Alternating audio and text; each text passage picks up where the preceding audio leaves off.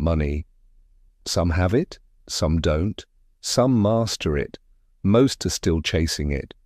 From the moment we first hold a coin in our hand, money feels simple. It clinks, it shines, it buys candy or a toy. But the older we grow, the more complex it becomes. We're told it's all about numbers, balance sheets, interest rates, returns, neat rows of digits, exact formulas. But here's the secret. The true story of money is not written in spreadsheets. It's written in kitchens, at dinner tables, whispered in bedrooms after bills arrive, or shouted in the arguments that erupt when they can't be paid. Money is not cold math. It is warm, flawed, human. It lives in our fears, our pride, our hopes. It is not just currency. It is memory, ego, and emotion stitched together.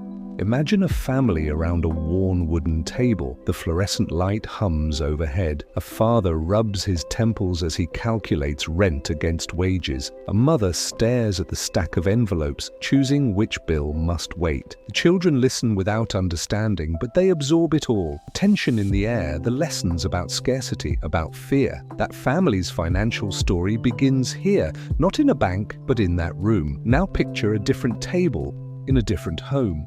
Laughter fills the air. Parents discuss investments, savings, vacations. The children hear words like dividends and interest before they know what they mean. To them, money's not tension but possibility. Two tables, two stories, two entirely different financial destinies, shaped not by math but by memory. This is the hidden truth.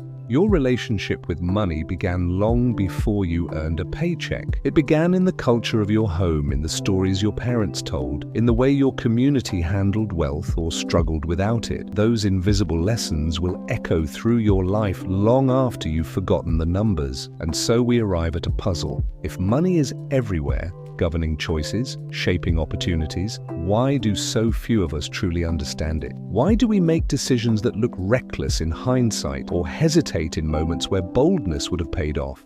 It's because our choices with money are not purely logical. They are personal. Two people can look at the same chart, the same market, the same opportunity, and one will leap while the other recoils. The difference isn't intelligence, it's a biography. One investor who lived through mass layoffs in the 1980s still clings to cash like oxygen, fearful of losing it all again. Another, who came of age during a roaring bull market, sees risk as the natural current that carries wealth forward. Both look at the same data, but their histories speak louder than the numbers on the page. People do crazy things with money, the saying goes, but no one is crazy. Everyone has reasons, stories they carry like invisible ledgers, and those ledgers are powerful. They drive us to save obsessively or to spend recklessly. They fuel ambition or they spark fear. They explain why some chase high-risk ventures while others bury cash under metaphorical mattresses. The logic of money is always filtered through the illogic of being human. This film is about those contradictions, about the quiet rules that govern how we earn, save, spend, and lose. It is about the hidden psychology of money, what it buys when used well, what it steals when mishandled, and how to stop chasing symbols so we can start building freedom. Not freedom measured in Bentleys and mansions, but the kind that lives in a morning where you don't dread the alarm clock, in an evening when you can sit with your family without the weight of unpaid bills pressing on your chest, in the peace of knowing that you, not circumstance, decide what tomorrow looks like. So let's begin, not with numbers, but with the raw fabric of financial life, the stories, the fears, the invisible lessons, because until we understand how our minds bend around money, we will never truly understand money itself. Pause for a moment and think, what was the first lesson you remember learning about money? Was it saving coins in a jar? Was it watching someone you loved lose everything? Was it envy of those who had more, or shame when you had less? Those moments are your financial DNA. And here is the unsettling truth, that DNA may matter more than any stock pick, more than any retirement plan, more than any advice an expert gives you. Because in the long run, behavior beats knowledge. A genius who panics at the first downturn may never see wealth. An ordinary saver who stays calm through storms may quietly build a fortune. That's why this story isn't just about markets or economics. It's about you, your past, your habits, your resilience, and it begins in a place most of us never think to look. Inside the rooms where money first became more than paper, where it became emotion. But here was the question that lingers like a hook. If our financial behavior is shaped by the past, by stories we didn't choose, are we trapped by them forever? Or can we rewrite the script, bend our financial DNA, and steer our lives toward a different ending? Financial DNA. The story of money doesn't begin with your first paycheck. It begins much earlier, often before you can even spell the word dollar. Every family, every household carries its own script about money. Unspoken rules that are handed down, not through lectures, but through daily life. Perhaps you grew up in a home where every expense was debated, where lights were switched off in empty rooms and new clothes were a rare luxury. Or maybe you were raised in a household where vacations were routine, where bills seemed invisible, and money was never discussed at all. Both environments etch invisible lines in your mind, shaping how you treat money later in life. These early impressions create something like a financial fingerprint. No two are exactly alike. They are stamped by the economy you were born into, by the neighborhood you walked through, by the values whispered or shouted around your dinner table. Consider the generation that came of age in the shadow of sky-high inflation. For them, prices rising faster than wages felt like quicksand, and that sensation never left. They learned to fear inflation like a predator lurking at the edge of every paycheck. Then think about those who entered adulthood during a booming stock market, when investments seemed to grow as naturally as weeds. To them, risk was not a danger, it was a ladder worth climbing. The result is striking. Two people standing in the same store might view the same price tag through completely different lenses. One sees threat, the other sees opportunity. Neither is wrong. Each is responding to the history that shaped them. This is why financial choices so often puzzle outsiders. Why would a cautious saver refuse to invest even when the odds are good? Why would an ambitious entrepreneur double down when failure is staring them in the face? The answer lies not in spreadsheets, but in experience. Decisions make sense when viewed through the lens of someone's life story. Our financial DNA also explains why advice rarely fits perfectly. You could hand two people the same rulebook: save 10%, diversify your investments, avoid debt, and watch them produce opposite results. One might stick faithfully to the plan, another might abandon it at the first tremor of uncertainty. Knowledge alone is not enough. The way people feel about money, the way their nerves respond to stress or opportunity, carries more weight than any tidy formula. And that raises a deeper question. Are we doomed to follow the paths carved by our past? If your childhood taught you to fear scarcity, will you always live as if the rug might be pulled from under you? If your youth was spent chasing growth, will you always lean too far into risk? Not necessarily, but change begins with awareness. You can't escape your financial DNA unless you first acknowledge it. To pause and notice, I resist investing because I once saw my parents lose their savings, or I spend quickly because I never had much growing up, and buying things feels like safety. Naming the imprint is the first step to loosening its hold. Here's a paradox worth pondering. We often call financial mistakes irrational, but in truth they are perfectly rational within the frame of someone's experience. If you lived through a bank collapse, distrusting banks makes sense. If you grew up watching fortunes made in the stock market, bold investing feels natural. To the outside observer, it might look reckless or overly cautious. To the individual, it is simply survival. This realization can do something powerful. It can soften our judgments. Instead of labeling others foolish for how they handle money, we can recognize the story behind their choices. And more importantly, we can look at our own habits with greater clarity. Think of your financial DNA as a compass. Sometimes it points you in a useful direction. Sometimes it pulls you off course. Either way, it is always there, quietly guiding you. The skill is learning when to follow it and when to gently turn the wheel against it. But there is another layer to this story, one we often overlook. Our financial DNA is not just shaped by family or the economy we grew up in.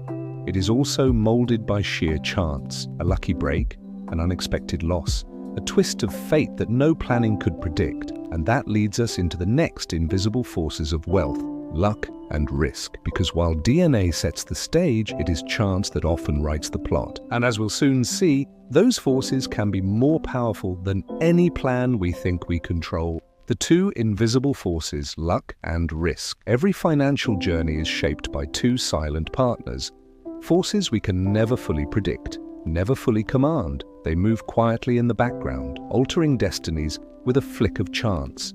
Those forces are luck and risk. Picture a school library in the early 1970s. Among its shelves hums a strange machine, an early computer, rare and expensive, leased almost by accident. Most students pass by without much interest, but a handful gather around, captivated by the blinking cursor, the clatter of keys. Among them is a boy named Bill Gates. Another is Paul Allen, and beside them, equally curious, equally sharp, is Kent Evans. Three teenagers peering into the same glowing screen. Three young lives, each poised at the edge of the digital revolution. Yet only two of them would go on to build Microsoft. Kent never had the chance. A mountaineering accident cut his story short before it could unfold. Luck smiled on Bill and Paul, giving them access to that rare computer. Risk reached out for Kent, pulling him away before his talent could bear fruit. Same room, same minds, same moment,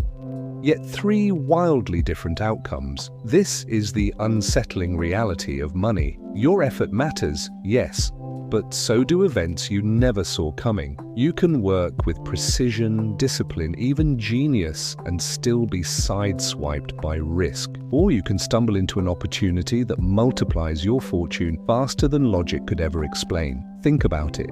For every entrepreneur celebrated in magazines, there are hundreds who had the same grit, the same long nights, the same vision. But the timing wasn't right, the market didn't respond, or a crisis struck at the wrong moment. They vanish into obscurity, while the few who caught a lucky breeze rise into the headlines. That doesn't mean hard work is irrelevant, it means success is never pure. It's always a cocktail of skill stirred together with circumstance, and the ratio is never as clear as we'd like to believe. Here's the dangerous illusion. We often judge outcomes as if they were fully earned. When someone succeeds, we credit them entirely. When someone fails, we blame their choices. But if luck and risk are always present, then the truth is messier. Sometimes we are applauding timing more than talent. Sometimes we are condemning misfortune more than mistakes. Think about the danger of imitation. You see someone strike gold and you copy their strategy, believing the method itself is magic.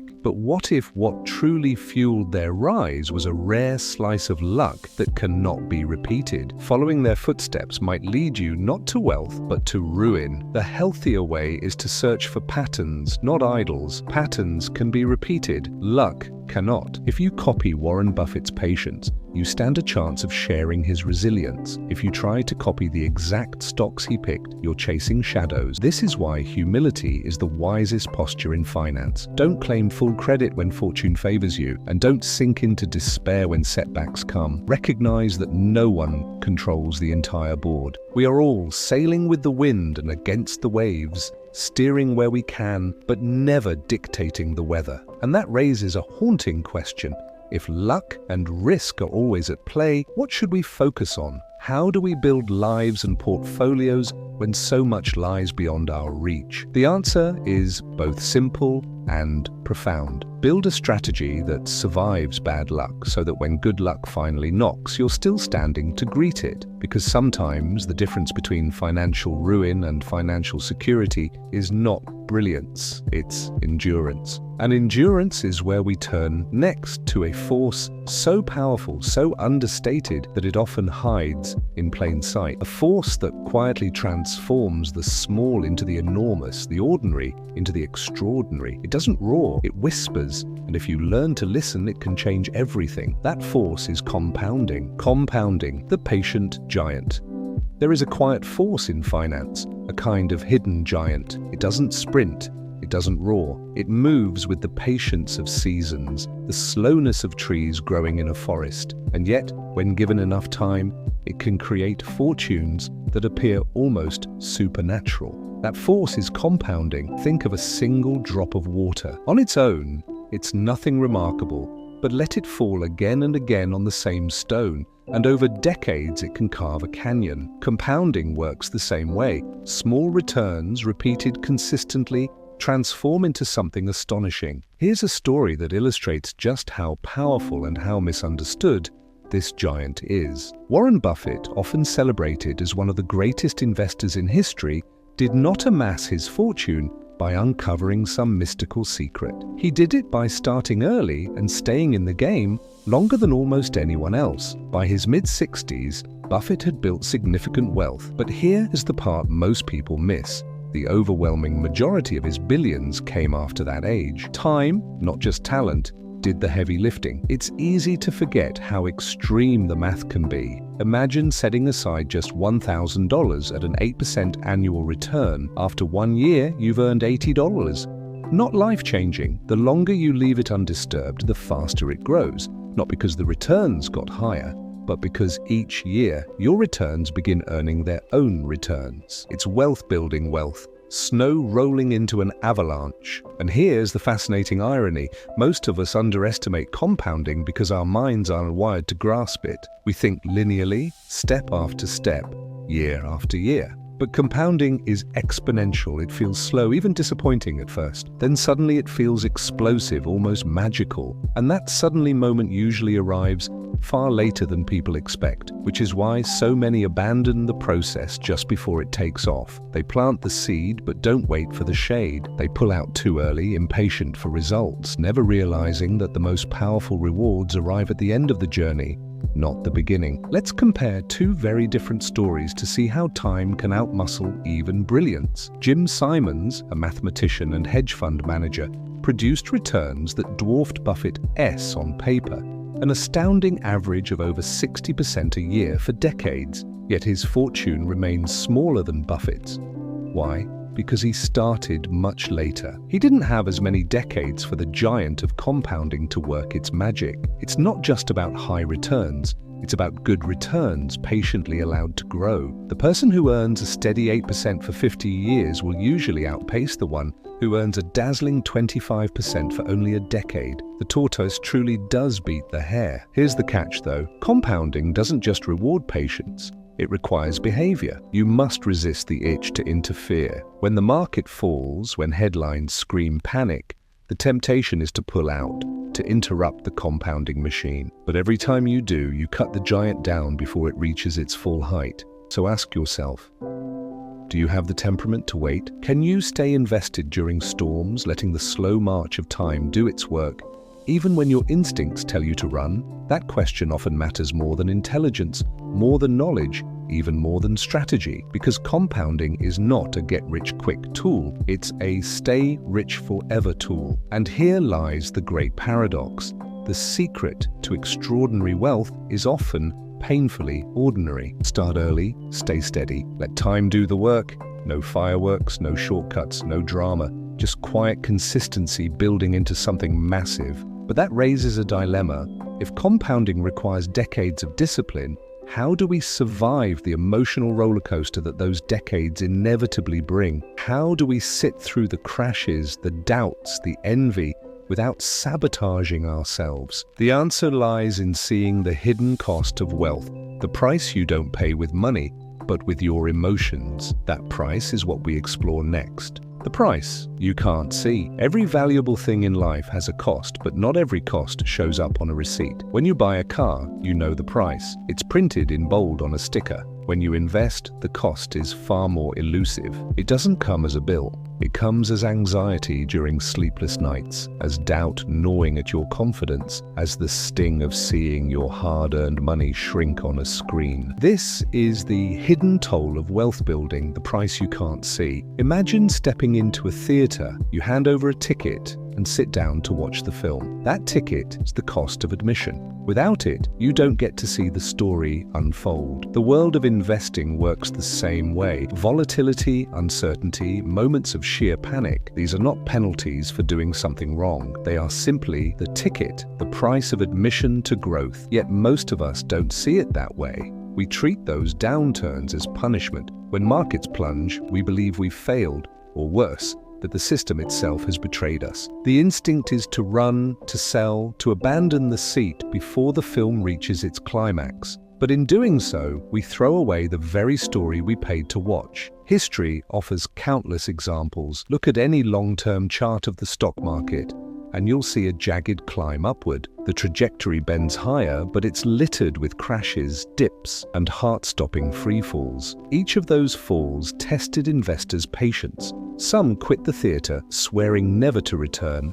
Others endured, gripping the armrests, forcing themselves to stay put. Guess who reaped the rewards when the credits finally rolled? The difficulty is that emotional costs don't feel abstract. They feel immediate and heavy. Seeing your savings lose 30% in a matter of weeks is not just numbers. It feels like an attack on your security, your future, even your self-worth. That's why financial success is often less about brilliance and more about resilience. Consider Netflix, the company.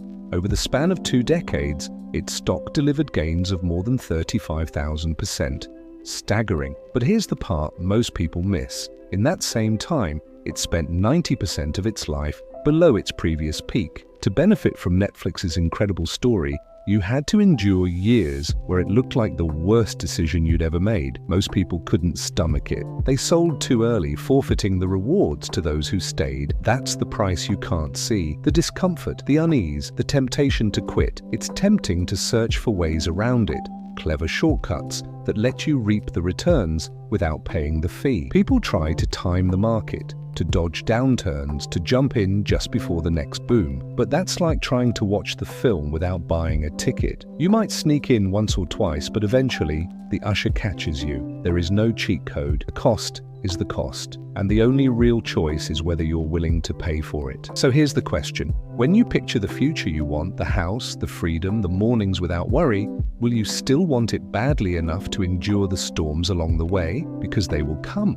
Crashes, panics, headlines dripping with fear. The market will test you again and again. The price is not hidden to trick you.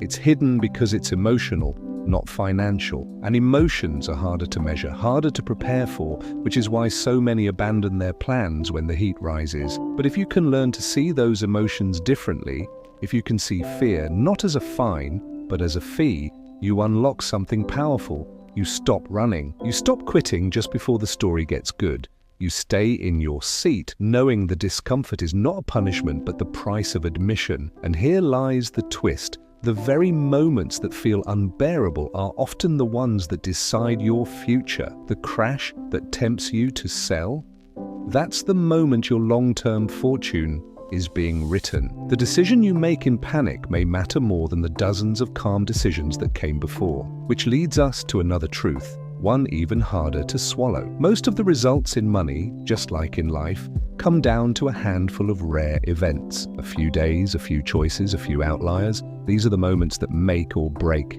everything. And to understand them, we have to step into the strange world of tail events. Tail events and the rule of the few. If you study history closely, you'll notice something curious. Most of the big outcomes, the ones that change industries, shift fortunes, even alter nations, don't come from the average, everyday events. They come from the rare, the extreme, the outliers.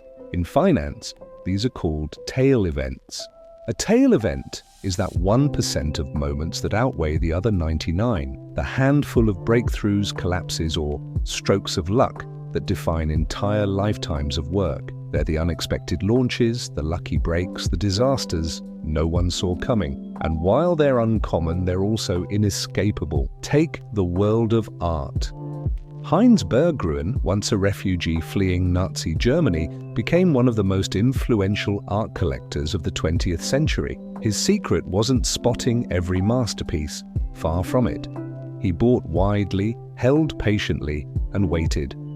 Most of his purchases were unremarkable, but a few works by Picasso, Klee, Matisse were enough to tilt the scale of his entire fortune. The outliers carried the weight. The same pattern holds true in investing. Warren Buffett has bought hundreds of stocks over his lifetime, yet the vast majority of his wealth comes from just a small handful: Coca-Cola, American Express, Apple. Out of the hundreds of decisions, it was maybe 10 that truly mattered.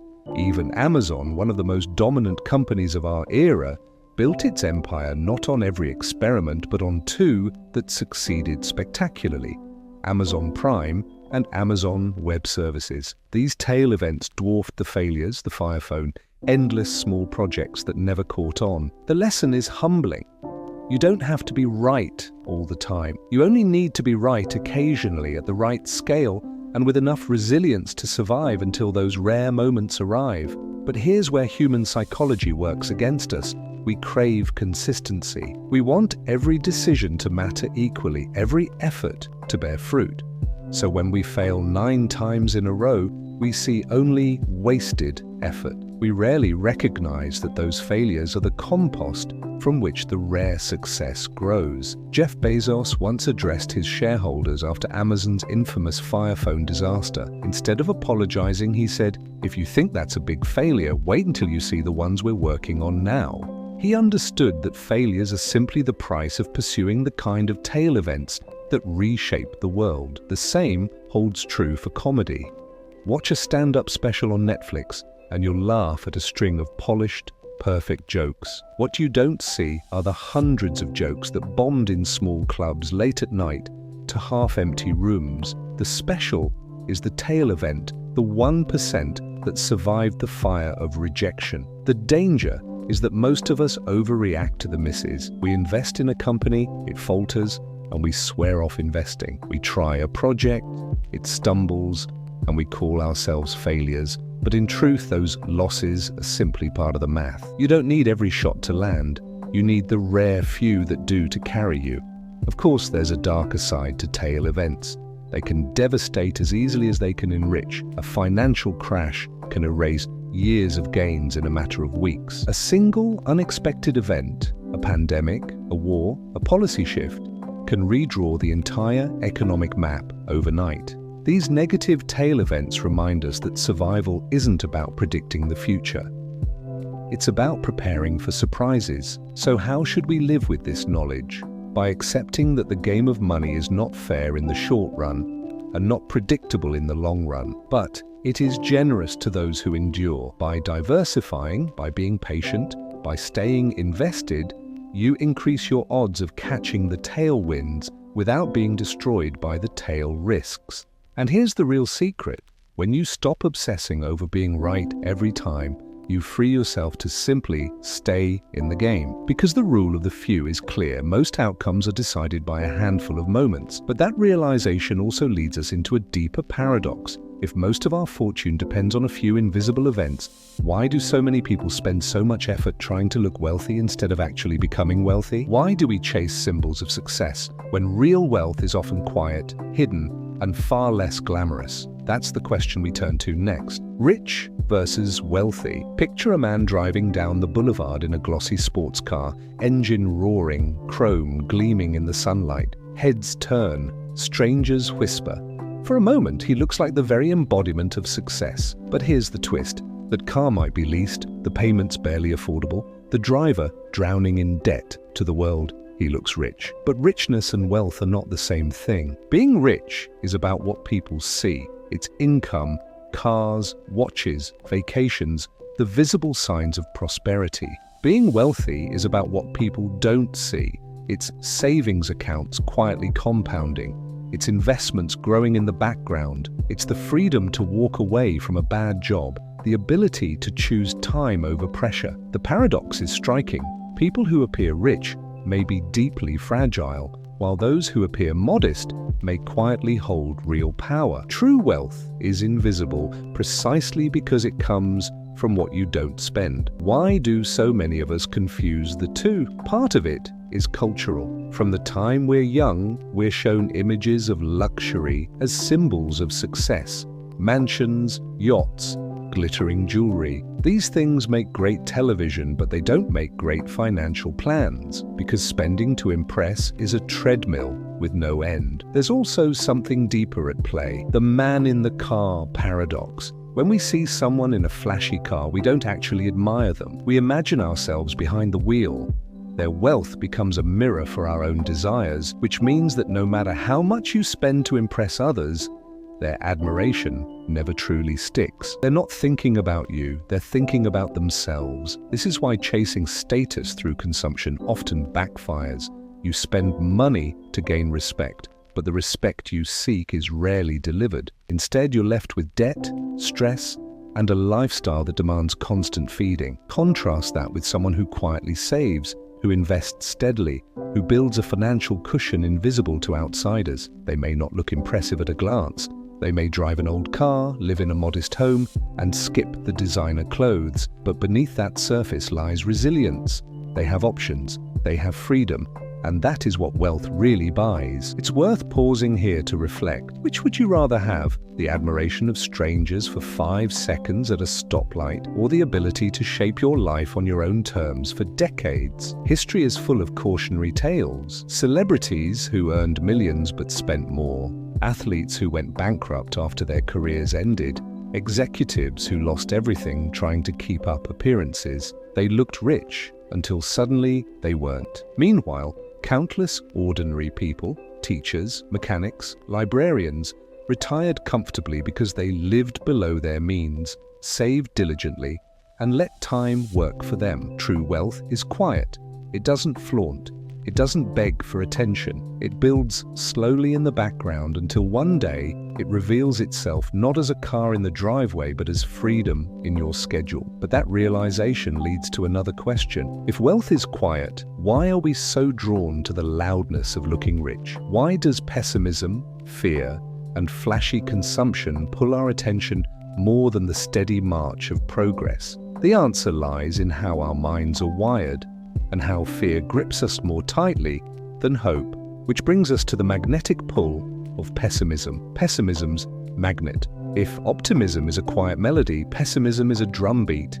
It's louder, sharper, harder to ignore. And when it comes to money, our ears seem tuned to the sound of bad news. On the television during a market downturn, and you'll hear voices predicting collapse, warning of crashes, urging caution. Their words carry weight because pessimism feels intelligent.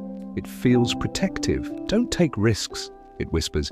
Danger is everywhere. And because money is tied so tightly to our survival, we listen. But here's the curious thing. History shows that despite endless setbacks, the long arc bends upward. Economies expand, innovation moves forward, living standards rise, yet those stories rarely dominate the headlines. Why? Because progress is slow, almost invisible in the moment. A 140% gain spread over 6 years doesn't feel as urgent as a 40% crash that happens in 6 months. Catastrophe is dramatic. Growth is gradual. This imbalance tricks us. We notice the sudden plunge and panic. We overlook the steady climb because it unfolds too quietly to grab our attention. It's the difference between an earthquake and the slow growth of a tree. The quake makes headlines. The tree becomes a forest almost unnoticed. Think back over the last century. Wars, recessions, oil shocks, housing crashes. Every decade had its crisis. And yet, through it all, markets recovered.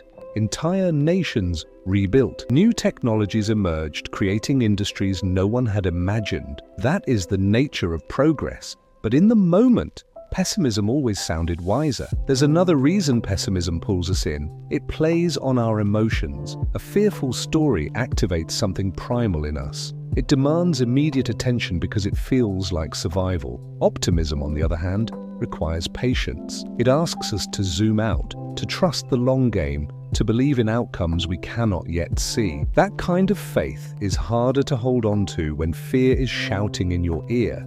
And yet, optimism doesn't mean blind belief. It doesn't mean ignoring risks or pretending setbacks don't exist. True optimism is acknowledging that hardship will come and believing that over time, humanity tends to solve more problems than it creates. It's recognizing that while the road is messy, the general direction is forward. Consider medical progress. Over the last 50 years, millions of lives have been saved through advances in treatment, technology, and knowledge. Yet those victories rarely make the nightly news. Meanwhile, a sudden outbreak or a shocking accident captures the spotlight instantly. One feels gradual, the other feels urgent, but over time, the quiet march of improvement outweighs the noise of disaster. The same is true in money. If you let pessimism dominate your decisions, you risk abandoning strategies that would have worked had you just stayed the course. The investor who sells everything during a panic locks in losses and misses the eventual rebound. The one who endures, uncomfortable but steady, rides the wave of recovery. So here's the paradox. Pessimism may sound smart, but optimism is usually right. The question then is whether you can tune your ear differently, whether you can learn to hear the drumbeat of bad news without letting it drown out the softer melody of progress. Because if you can hold that perspective, you unlock a quiet power, the ability to act with patience when others are paralyzed by fear. And that power leads directly to another trap many fall into: the relentless pursuit of more. Even when progress is on their side, even when they already have enough, they chase after just a little extra and often pay the price. That's where we turn next. Enough. What is enough? There is a hidden treadmill in the pursuit of wealth. You step onto it with a goal in mind, a certain salary, a bigger house, a higher number in the bank account. At first, the finish line feels clear. But the moment you reach it, the belt moves forward, the goal shifts. Enough is never enough. This is the trap of the hedonic treadmill. The more you get, the more you want. A raise once felt life-changing until it became the new normal. A car that once made you proud now feels ordinary when parked next to something flashier. Each rung on the ladder reveals another rung above it. And so you keep climbing, even if the climb no longer brings joy. History is full of people who already had more than they could ever spend, yet gambled everything for a little more. Consider Bernie Madoff. He possessed wealth, influence, and status, yet he built one of the largest financial frauds in history, not to survive, but to keep climbing a ladder with no end. Or Rajat Gupta, a titan of business and philanthropy, who risked his reputation and freedom for insider trades that he didn't need to make. Both men had already won the game, yet couldn't stop playing. Why? Because they hadn't defined what enough meant. Without that anchor, ambition becomes endless, and endless ambition is a trap. Defining enough is not about settling. It's about freedom. It's about drawing a line in the sand that protects you from greed's pull. Enough doesn't mean small. It doesn't mean timid. It means knowing the life you want and refusing to risk it for someone else's applause. Here is the irony: the chase for more often robs us of the very things money is supposed to provide: peace, time, choice. If you sacrifice everything in pursuit of the next dollar, you may wake up surrounded by wealth but starved of happiness. Think of climbing a mountain. The summit is breathtaking, but so is the view halfway up. If you're so obsessed with the peak that you forget to pause, to breathe, to enjoy where you are, you may find yourself exhausted, perhaps even falling before you reach the top. Defining enough is learning to stop climbing when the view is already good.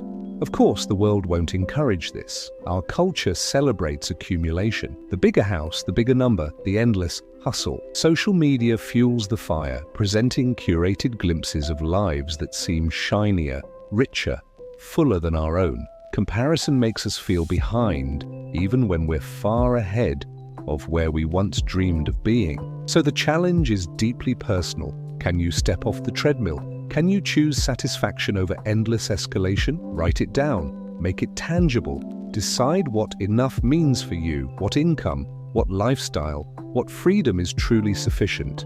Then guard it. Protect it fiercely, because the moment you forget, the treadmill will carry you away again. And here lies the twist. Once you've defined enough, the stress of chasing fades. Money becomes less about proving yourself and more about preserving what matters. That clarity becomes a compass, keeping you from straying too far into greed or fear. But there's another tool, just as powerful, that often goes overlooked. Saving.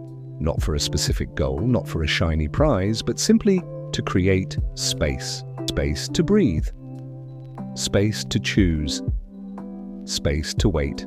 Saving without a reason on purpose. When most people think about saving money, they picture a finish line, a house, a new car, a trip across the ocean, retirement decades from now.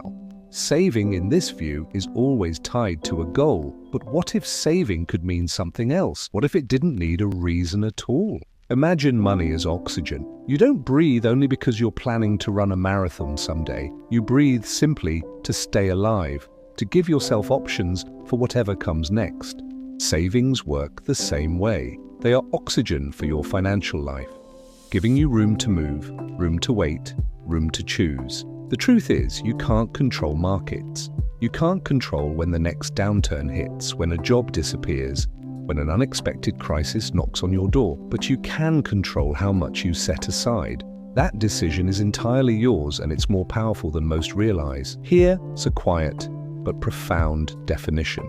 Savings are the gap between your income and your ego. It's not about how much you earn, it's about how much less you can live with comfortably. If your appetite always rises with your paycheck, you'll forever feel short of breath. But if you resist that pull, if you live slightly below your means, you begin to carve out space. That space is more valuable than it looks. With savings, you can say no to a toxic boss. You can walk away from a bad deal. You can take a risk others can't afford, or survive a storm without selling your future for pennies. Savings give you the power of optionality, the ability to bend with life rather than break. Consider the lawyer earning $250,000 a year, driving a luxury car, living in a sprawling home, every dollar spoken for. From the outside, they look wealthy, but behind the curtain, there's nothing left. One layoff, one emergency, and the whole picture crumbles. Contrast that with the teacher who saves diligently, who lives modestly, who quietly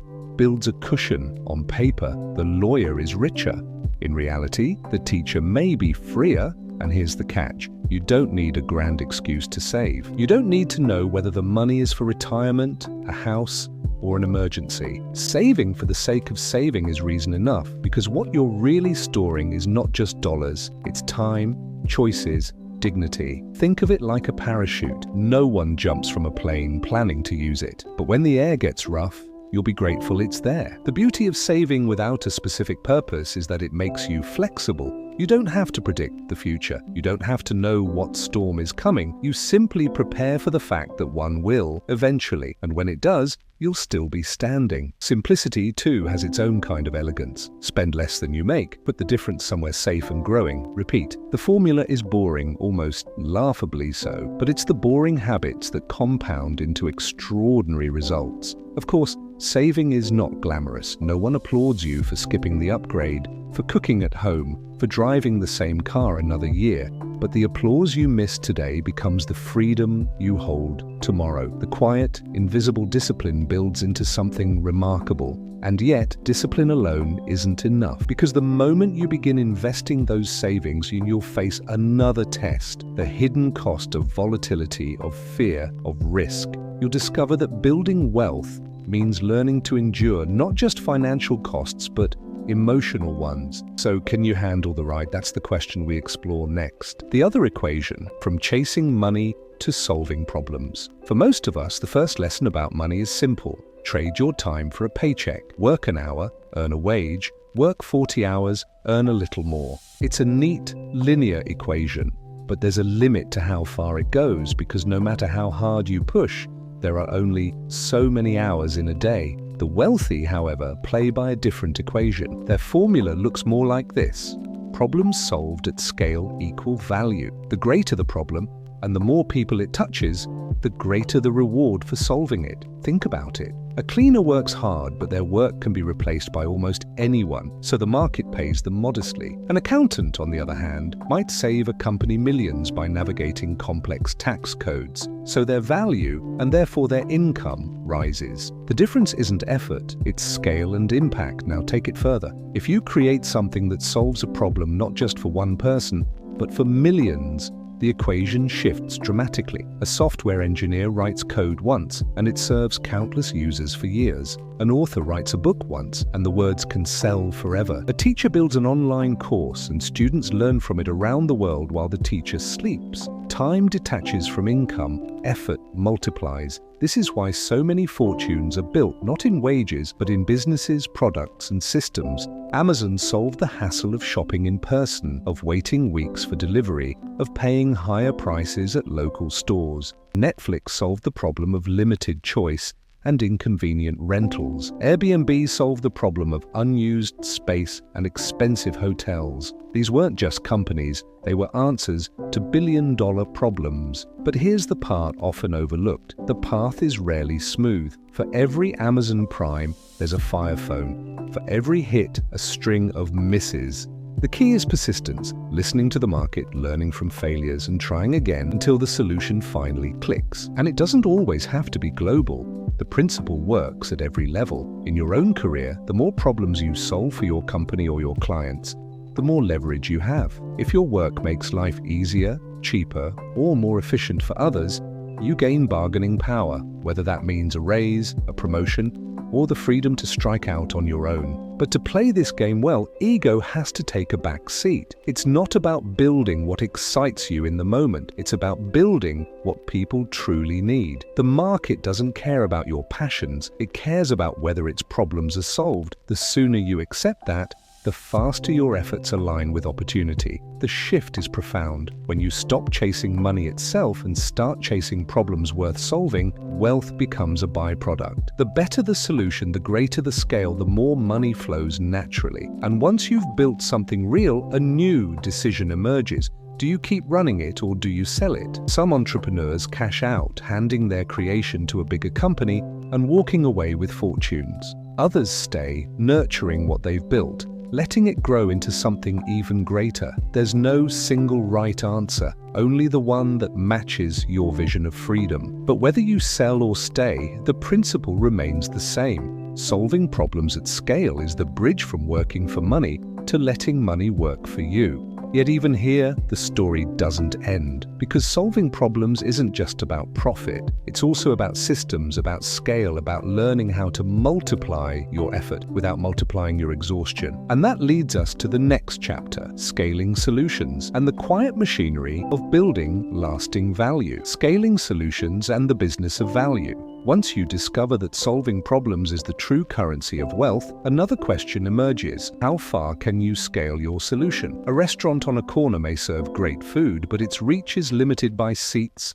hours, and geography. Scale it into a franchise, and suddenly, one idea feeds thousands. A yoga teacher can guide 10 students at a time in a studio, but record her lessons once, share them online, and her voice can echo through millions of living rooms worldwide. This is the difference between owning a job and building a system. In a job, even one you created yourself, your income depends on your presence. The moment you step away, the earnings stop. In a system, money flows whether or not you're in the room. That is the essence of scalability, separating your time from your income so that effort multiplies instead of stalling at the limits of exhaustion. Automation is part of this story. Technology can take repetitive tasks and run them flawlessly, day and night. Delegation is another piece, hiring others whose strengths surpass yours in areas where you're weakest. Together, these levers allow your solution to operate like a machine, one that grows beyond your personal bandwidth. And scale doesn't always mean bigger. Sometimes it means smarter, finding ways to streamline, to reach more people with fewer steps, to let the work replicate itself without demanding constant input. That's how businesses evolve from fragile startups into enduring enterprises. History is full of moments where scaling turned small sparks into empires. Instagram began as a simple photo-sharing app designed in weeks, but once scaled through the network effect of millions of users, it became so valuable that Facebook paid $1 billion for it. PayPal started as an experiment in sending money through email. Scaled across the digital world, it revolutionized online payments and made its founders wealthy beyond measure. But scaling isn't just about money, it's also about impact. A solution that touches more lives carries more weight, more influence, more ability to shape the world. That's why entrepreneurs and visionaries obsess over distribution, because a good idea in one room is fragile, but a good idea in 1 million hands is unstoppable. Yet scaling comes with its own risks. Systems can break. Growth can outpace stability. A business stretched too thin can collapse under its own weight, which is why the art of scaling lies not just in expansion, but in building structures that can withstand growth without tearing apart. At its core, the pursuit of scalability is about one thing: freedom. The freedom to step away while the system keeps working. The freedom to choose whether to sell, to expand, or to simply enjoy the steady hum of a machine you've built. And that brings us full circle to the question that has lingered all along. What is money truly for? Beyond the symbols, beyond the noise, beyond the chase for more, what does wealth buy at its highest level? The answer is not luxury, it's not applause, it's something far more precious: control over your time. Freedom over time. Strip away the symbols, the possessions, the shiny markers of success, and money, at its core, is not about things, it's about time. Think of a typical day. The alarm rings not because you're ready to rise, but because you have no choice. Emails demand replies, meetings fill the calendar, deadlines tighten like a vice. The hours are spoken for by someone else. That is the hidden cost of dependence. Your time no longer belongs to you. Now imagine a different morning. No alarm, no rush. You wake when your body says it's time. You choose the work you want to do, or you choose to do none at all. The day bends around you, not the other way around. That feeling, that sovereignty over your own hours, is the purest dividend money can ever pay. The philosopher Bertrand Russell once wrote that the true measure of wealth is not what you own, but how much leisure you can command. And studies back this truth. Research shows that people who feel in control of their time report higher happiness than those with higher incomes but less autonomy. The key isn't extravagance, it's freedom. Look back at history's titans. Many amassed fortunes beyond imagination, yet still worked themselves into the ground, trapped by the machine they built. They had wealth, but not freedom. Contrast that with someone who quietly saves, invests wisely, and designs a modest but flexible life. They may not command headlines, but they command something better: their own hours. This doesn't mean abandoning ambition, it means redefining the finish line. Instead of asking, how much money is enough? Ask, how much freedom is enough? The numbers you need may be smaller than you think, because once your basic needs are met, the greatest gains in happiness come not from more luxury, but from more control. Picture two people at dinner. One checks their phone constantly, responding to a boss's late-night messages. The other leans back, fully present, because their savings and choices insulate them from demands they don't wish to meet. Same restaurant, same meal, but two entirely different lives. That's the difference money makes when used well. Of course, this kind of freedom doesn't appear overnight. It's built in layers, through saving, through investing, through resisting the trap of appearances. Each decision adds another brick to the wall protecting your time. And one day, the wall is high enough that the outside noise can't breach it. But here's the catch. Chasing freedom requires discipline. It means saying no when envy tempts you, when comparison whispers that you should spend more, upgrade faster, prove yourself louder. It means remembering that every dollar spent for applause is a dollar traded away from future independence. And yet the reward is worth it. Because at the end of all the calculations, all the charts and spreadsheets, the true purpose of money is astonishingly simple: to give you the power to live life on your own terms. But what about the unpredictable? The shocks no one sees coming, the crashes, the pandemics, the tail events that rewrite everything? How do you build freedom when the world itself can change in an instant? That is the final challenge. Preparing for the unpredictable. The most powerful financial events of your life will almost never be the ones you saw coming. They'll be the surprises, the shocks, the moments that rewrite the script overnight. A sudden market collapse that wipes out years of steady gains, a medical emergency that drains savings, a pandemic that halts economies and reshapes the way we live. None of these appear on spreadsheets in advance, and yet they shape outcomes more than all the predictable years combined. This is the paradox of planning. We build neat forecasts, tidy models, straight lines into the future. But reality arrives messy, jagged, full of detours. History isn't a straight road, it's a series of jolts. Wars, recessions, technological revolutions.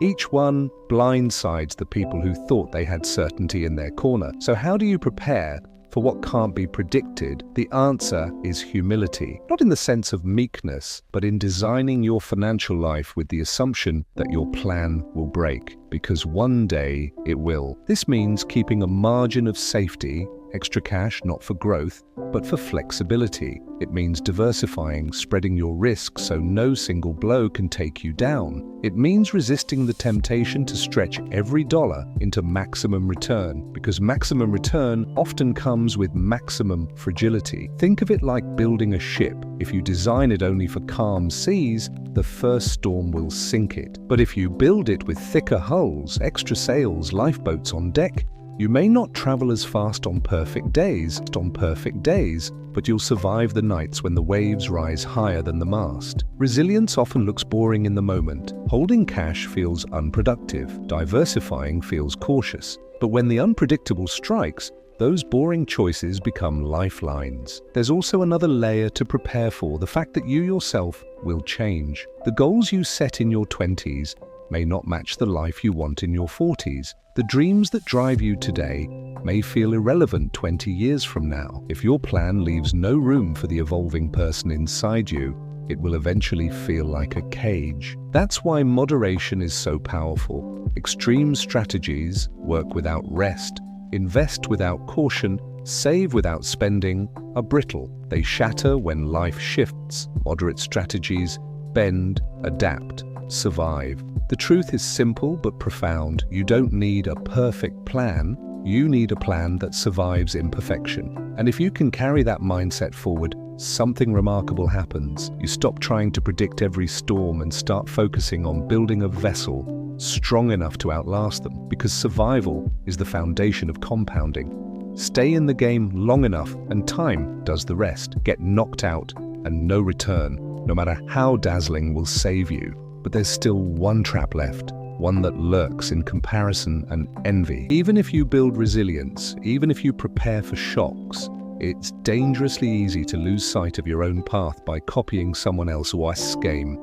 Playing your own game, walk into a casino and you'll see hundreds of people under the same roof, all playing different games. Poker at one table, roulette at another, blackjack in the corner. To the outsider, it all looks like gambling, but the strategies, risks, and rewards are wildly different. Money works the same way. The person trading stocks by the minute is not playing the same game as the parent saving for their child's education 20 years from now. The entrepreneur chasing growth is not playing the same game as the retiree protecting a nest egg. Yet too often, we borrow advice from people playing a completely different game and wonder why it doesn't fit. A friend brags about a quick profit on a risky crypto trade, and suddenly you feel behind. A headline praises a billionaire's bold bet, and you wonder if you're being too cautious. The danger isn't that these people are wrong. The danger is that they're not you. Their time horizon, their needs, their goals, they're all different. This is one of the most important rules in finance. Know the game you are playing and refuse to be distracted by someone else's scoreboard. Think of Warren Buffett. He has the patience of decades, investing with horizons so long, most people can't imagine them. But if you tried to mimic him while needing cash in 5 years, you'd drown in volatility before the payoff arrived. On the other hand, a day trader might thrive on short bursts of momentum but collapse if forced to hold investments for decades. Both can win, but only within the rules of their own game. The trouble is, comparison is everywhere.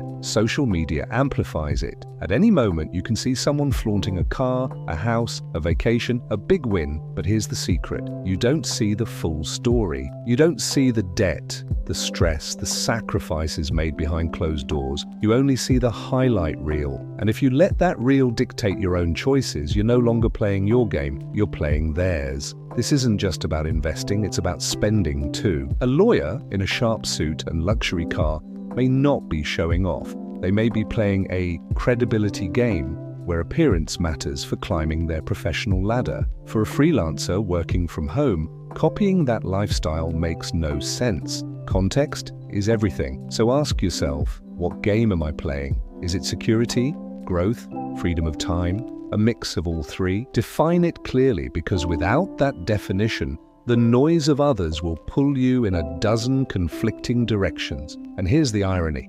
Once you commit to your own game, the envy quiets. The bragging no longer unsettles you. The flashy headlines lose their grip because you know where you're headed and you know the rules that matter for you. Few things bring more peace in finance than this simple realization. You don't have to win every game. You only have to win yours. But to do that well, you need one final ingredient. Beyond saving, beyond compounding, beyond knowing your own path, you need perspective. The ability to zoom out, to see money not as an end, but as a tool. A tool for designing a life worth living. That's the closing chapter of this journey. After all the numbers, all the charts, all the stories of fortunes built and lost, money reveals its true purpose. It was never about the cars.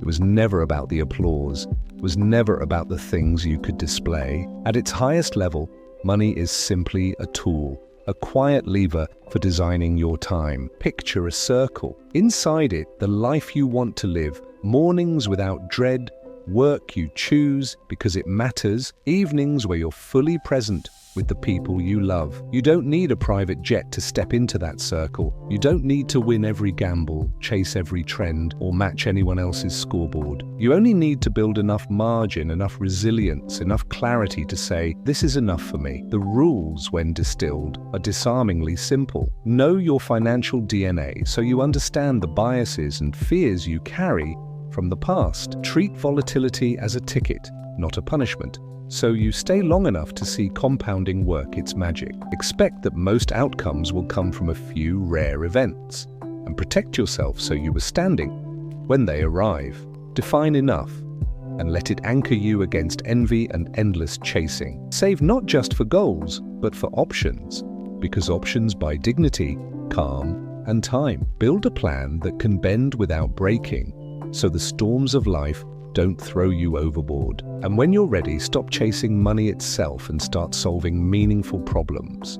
None of this requires brilliance. None of it requires perfect timing. What it requires is patience, humility, and the discipline to keep walking when the path feels slow. Because wealth isn't the roar of an engine or the glare of a diamond. True wealth is quiet. It's the breath you take on a Wednesday morning when you realize the day belongs to you. It's the peace of knowing you done and have to say yes when you mean no. It's the calm of time spent freely, unrushed, unbought, fully yours. Pause here, breathe. Picture the life you want a decade from now. Not the house or the car, but the feeling. The rhythm of your days, the shape of your time. Then build the sturdy, simple habits that carry you there and keep them long after the noise has faded. That is the real dividend of money. Not wealth that shouts, but freedom that whispers. And if you can hold on to that truth, you'll find something more valuable than riches. You'll find a life that is not just lived, but chosen.